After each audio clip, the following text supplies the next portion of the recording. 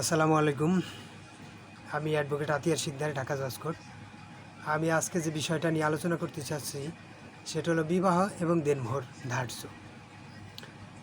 বিবাহ করার আগে আমাদেরকে কমন একটা বিষয় ফেস করতে হয়, সেটা হলো বিবাহ করার যখন কাজী সাহেব বিবাহ পড়াতে যায় লেখালেখির সময় তখনই দেনমোহরের কথাটা উত্থাপিত হয়ে থাকে।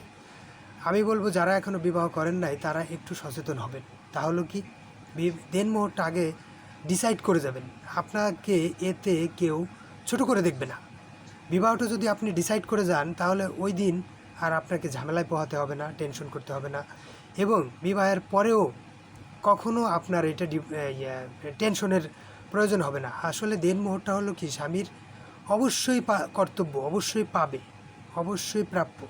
দেনমোহরটা যদি আপনি না দেন তাহলে হয়তো এই দুনিয়ায় না দিয়ে যদি মৃত্যুবরণ করেন, আপনি কিয়ামতের দিন এই দেনমোহরের জন্য আপনার ওয়াইফ, আমার ওয়াইফ অবশ্যই আল্লাহর কাছে দাঁড়াবে যে আমার দেনমোহরের টাকা না দিয়ে জানি সে কোথাও যেতে না পারে। সেদিন আপনি বা আমি ধরা খেয়ে যাব।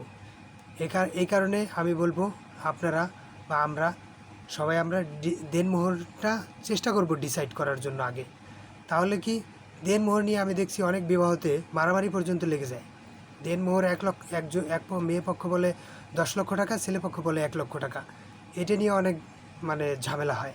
তো আমি বলতে চাচ্ছি, সবাইকে একটাই মেসেজ দিতে চাচ্ছি, আপনি বিবাহ করার সময় দেনমোহরটা আগে ডিসাইড করে নেবেন যে আমি এত টাকা দিতে পারবো, তারা কি রাজি আছে কি না। অনেক সময় আপনার এই বুদ্ধির কারণে মেয়ে পক্ষরা যদিও 10 লক্ষ টাকা চেয়ে বসতে পারতো, সে অল্প টাকায় রাজি হয়ে যাবে। আর দেনমোহর বেশি লেখালেই যে বিবাহ টিকবে বা সংসার টিকবে, আর কম লেখালেই যে সংসার টিকবে না, আসলে এটা না। অনেকে আছে অল্প দেনমোহর নিয়েও সারা জীবন সংসার টিকে, আবার অনেকে আছে 10 লক্ষ টাকা দেনমোহর লেখানোর পরেও সেই সংসার একদিন না একদিন ভেঙে যায়। আসলে সংসার ভাঙার হলে এমনিতেই ভেঙে যায়। তো সেক্ষেত্রে দেনমোহর কোনো বিষয় না। তবে আপনারা এতই কম লেখানো যাবে না যে আমার যা আছে তার চেয়ে আমি অনেক কম লেখালাম। আমার দেওয়ার মতো অ্যাবিলিটি আছে 10 লক্ষ টাকা, আমি 10 লক্ষ টাকা লেখাবো। যদি আমার এর চেয়ে কম বা বেশি থাকে সেক্ষেত্রে আমরা ওটা বিবেচনা করে দেনমোহর লেখাবো। আর যদি দেনমোহর কোনো বিবাহতে ধার্য না হয়ে থাকে তাহলে আপনার আদালত বা স্থানীয় বিষয় বিবেচনা করেও অনেক সময় দেনমোহর ধার্য করা হয়।